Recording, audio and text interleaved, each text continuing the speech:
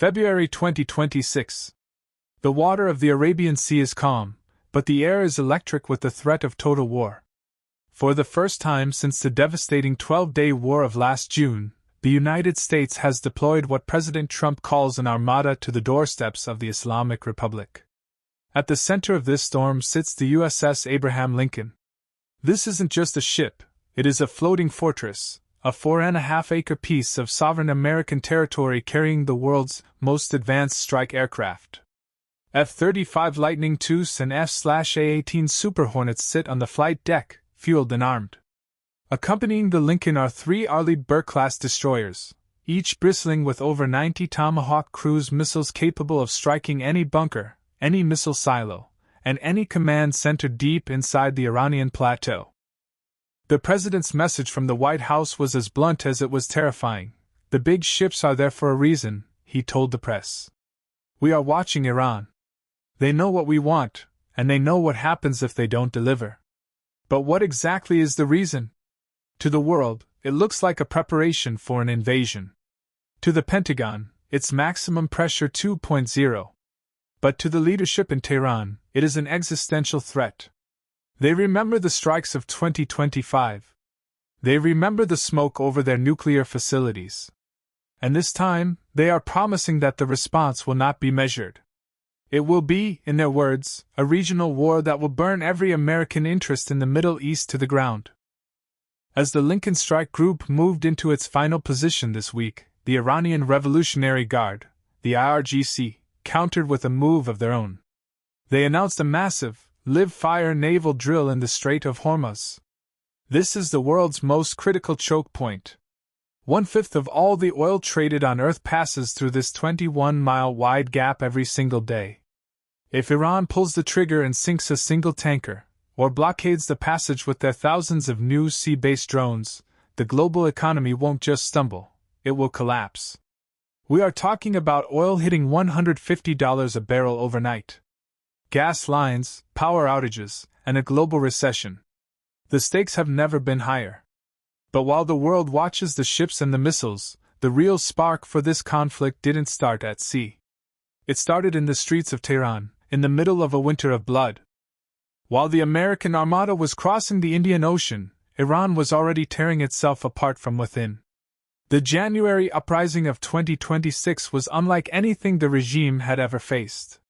It wasn't just about politics, it was about survival. A collapsed currency, soaring food prices, and a generation of Iranians who had finally reached their breaking point. The regime's response was a massacre. Estimates now suggest that in just 2 days in January, thousands were killed by the Basij militia. It was this red line, the killing of peaceful protesters, that gave the Trump administration the justification it needed to move the big ships back into the Gulf. Tonight, we go beyond the headlines. We look at the secret intelligence, the tactical maps, and the desperate diplomacy happening in the shadows. This is Chapter 1 of the war that hasn't happened yet, but feels more inevitable with every passing hour. While the world was staring at satellite photos of the USS Abraham Lincoln, the real foundation of this 2026 crisis was being laid 700 miles away from the coast, in the narrow, winding alleys of Shahrireh and South Tehran. History will remember it as the January uprising. But for those who lived through it, it was simply known as the week of no choice. By the winter of 2025, the Iranian rial had effectively ceased to exist as a functional currency. Inflation hadn't just climbed, it had exploded, surpassing 400%.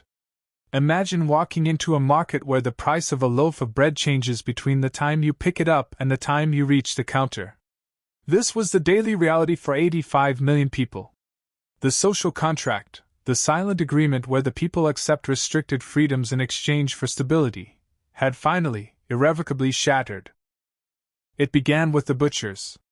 On January 14th, a small group of shopkeepers in the Grand Bazaar closed their shutters in protest. Within 4 hours, that spark became a forest fire. By nightfall, the chance of bread, work, freedom had shifted into something far more dangerous for the ruling elite.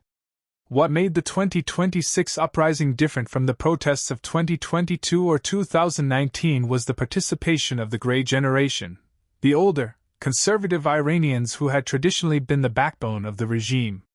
When the grandmothers of Tehran joined the students on the front lines, the Basij militia realized they weren't just fighting activists anymore. They were fighting their own families. Behind the closed doors of the Baiti robbery, the Supreme Leader's compound, the panic was palpable. Intelligence reports suggested that local police units in Isfahan and Tabriz were refusing to fire on the crowds. The regime felt the ground shifting. Their response was the Iron Curtain Protocol. First, the internet died. A total digital blackout plunged the nation into silence. Then, the heavy units of the IRGC, the Revolutionary Guard, were moved in from the borders. This was no longer riot control, it was urban warfare. In the darkness of the internet blackout, the red line was crossed. In just 48 hours, human rights observers estimate that 3,000 people vanished or were killed in the streets. It was this specific moment of brutality, captured by a few brave individuals using satellite uplinks, that landed on the desk in the Oval Office. This was the moral trigger the Trump administration had been waiting for to justify a total naval blockade. The uprising wasn't just an internal Iranian matter anymore. It had become the spark for a global confrontation. To understand why a 100,000-ton American aircraft carrier is currently steaming toward the Strait of Hormuz, we have to look back at a ghost. The ghost of 2015. For a brief moment in history, the world thought the Iranian nuclear issue was solved. The Joint Comprehensive Plan of Action, or JCPOA, was designed to be a cage of lead and ink, a deal that traded Iran's nuclear ambitions for a return to the global economy.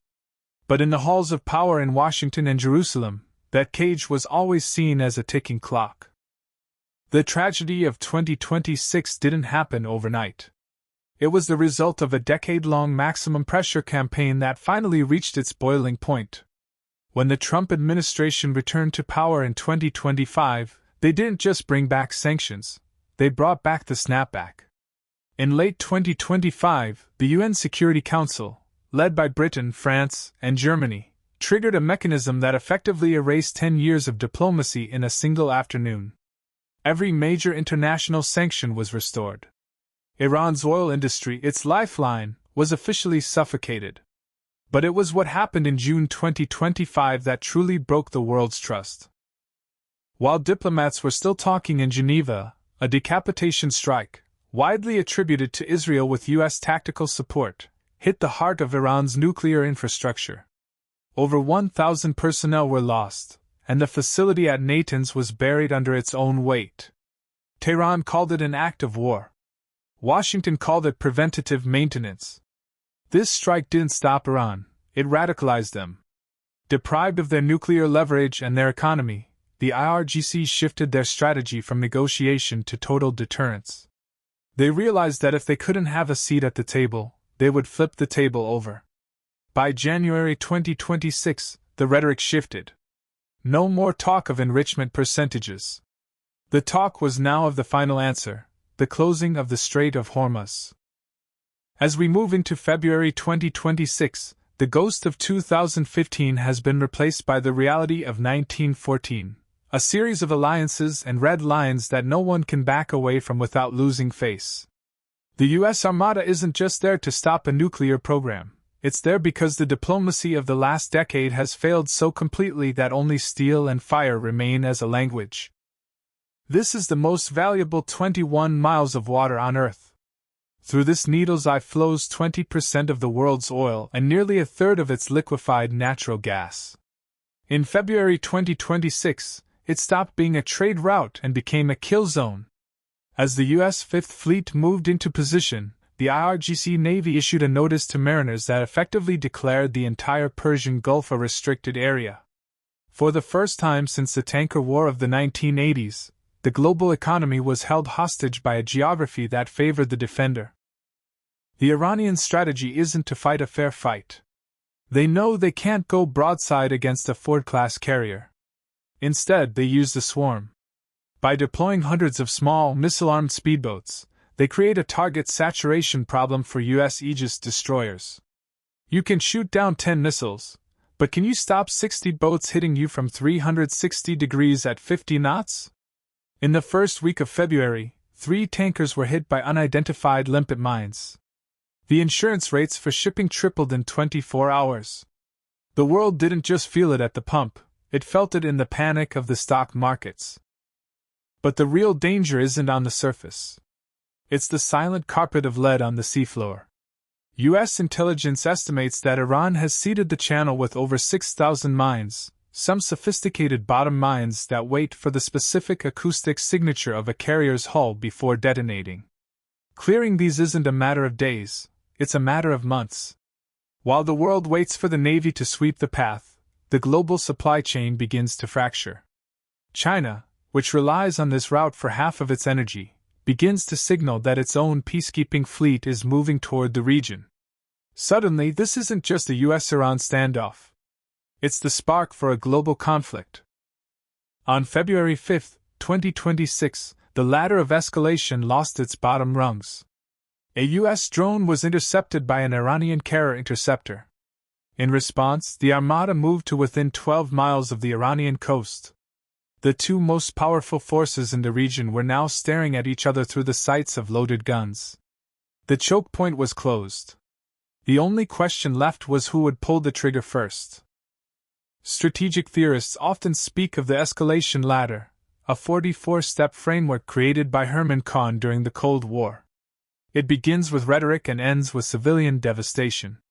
On February 7, 2026, the world skipped 20 rungs in a single afternoon. It started with a sensor glitch, or perhaps a moment of pilot fatigue.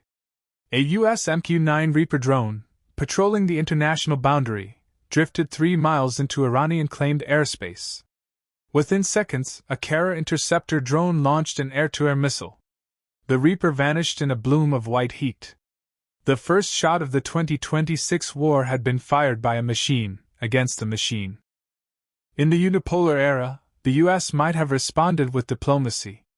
But in 2026, with the Armada already at the choke point, the response was integrated deterrence. Within 2 hours, the Pentagon authorized a limited proportional strike. 4 Tomahawk missiles were launched from the USS Michael Murphy. Their target, the very radar site in Bandar Abbas that had guided the interceptor. The world watched in real time as the facility was leveled. The ladder was no longer being climbed, it was being sprinted up. Tehran's response was not a diplomatic protest. It was a swarm. Under the cover of darkness, over 200 loitering munitions and anti-ship cruise missiles were launched from mobile batteries hidden in the Zagros Mountains. The U.S. Aegis combat systems worked with terrifying efficiency, filling the sky with phalanx tracer fire and interceptor missiles. For 40 minutes, the Persian Gulf looked like a supernova. Most of the missiles were intercepted, but one, a Khalij Fars ballistic missile, got through. It struck the hull of a supply ship, the USNS Arctic. The first kill was no longer just metal, it was flesh and blood. As the physical missiles flew, the silent front exploded. Chapter 5 marks the transition where war is no longer confined to the Gulf. Within minutes of the ship being hit, major cities in the U.S. experienced cascading brownouts as Iranian-linked sandworm malware targeted the eastern seaboard's grid. In retaliation, U.S. Cyber Command initiated Operation Iron Gate, effectively severing Iran's connection to the global internet. The two nations were now blind, deaf, and locked in a death grip. The top of the ladder, the unthinkable, was now visible on the horizon.